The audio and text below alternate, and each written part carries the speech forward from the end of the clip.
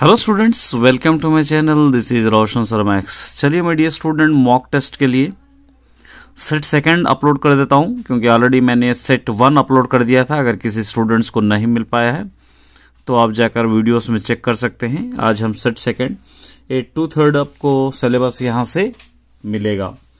चलिए हम स्टार्ट करते हैं। वेरी इंपॉर्टेंट क्वेश्चंस है, अच्छी तरह प्रैक्टिस कर जाना है आपको, क्योंकि आप बोर्ड एग्जाम क्रैक करना चाहते हैं तो ईच एंड एवरी क्वेश्चन आपको सॉल्व करना पड़ेगा। ये सेट सेकंड है, सेट 3 और उसी तरह लास्ट में 2 और सेट अपलोड करूंगा जो कंप्लीट सिलेबस रहेगा। मोस्ट इंपॉर्टेंट क्वेश्चन जो सिलेक्टेड है वही इसके अंदर है। चलिए हम स्टार्ट करते हैं। चलिए, ये है फर्स्ट लैंग्वेज तेलुगु।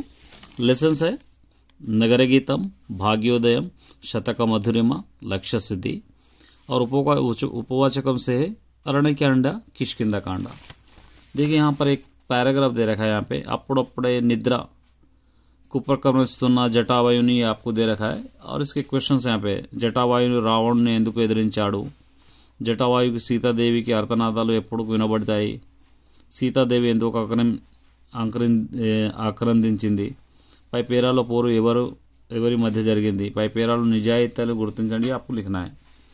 ये पोएम है, पद्यानिक प्रतिपदार्थम लिखना है। यहाँ पे भवदीयार्चना सेयचो प्रथम, ये एक पोएम है।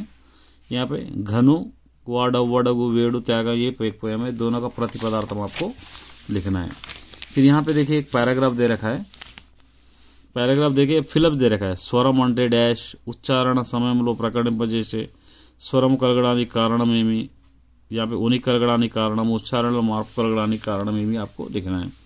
उसके बाद यहाँ पे आंसर से देखिए నగర జీవికి తీరిక దక్కదు, కోరిక చిక్కదు అనే కవిత పంక్తుల్లోని వాస్తవాన్ని వివరించండి, భాగ్యోదయం పాఠ్యభాగం రచయిత గురించి రాయండి, త్యాగి లక్షణాలు ఎట్లా ఉంటాయి, సంపాదకీయ పత్రికల్లో ఎందుకు రాస్తారు, ये हो गया।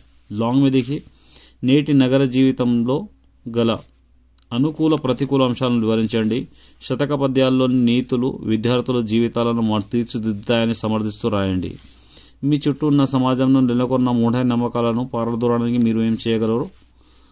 उसके बाद అందువల్ల తెలంగాణ భవిష్యత్తు సందేహానికి తావులేదు అనే సంపాదకుని అనడం వెనుక ఉన్న అత్యంత ఏమైనా ఉంటుందో మీ పాఠాన్ని ఆధారంగా చేసుకుని విశ్లేషించండి, రామలక్ష్మణుని సీత అన్వేషిస్తూ పంపాసారస్సు తీరానికి చేరిన వృత్తాంతం రాయండి, హనుమంతుడి సీతాన్వేషణకై బయలుదేరిన విధం ఎట్టిది। उसके बाद సృజనాత్మకం మీద देखिए శతక మధురిమ పాఠం ఆధారంగా మనం అలవర్చుకోవాల్సిన మంచి గుణాలు అలవర్చుకోవడానికి గల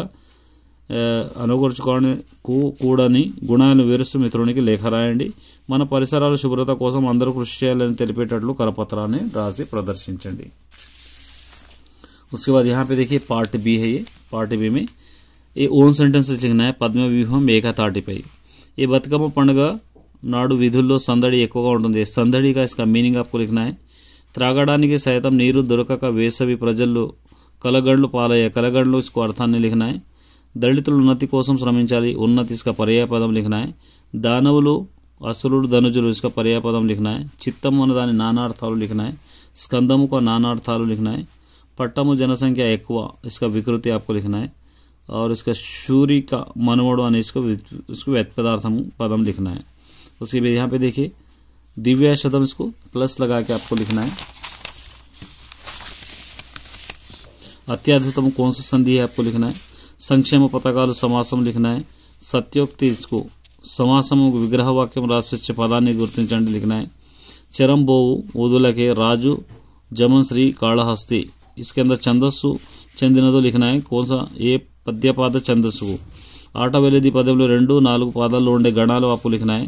నగర మహావృక్ష మీద ఎవరికి వారే ఏకాకి, అలంకారం लिखना है। ఒక పదాన్ని అర్థం ఒకటే అయినా తాత్పర్యాభేదం ప్రయోగించే అలంకారాన్ని గుర్తించండి, कौन सा आपको लिखना है। ఆయన అనేది బహిరంగ సభ నిర్వహించాడు, ఇది ఏ రకమైన వాక్యం लिखना है। ఉన్నది ఉన్నట్లుగా చెప్పడం, ఇది ఈ కాలము लिखना है।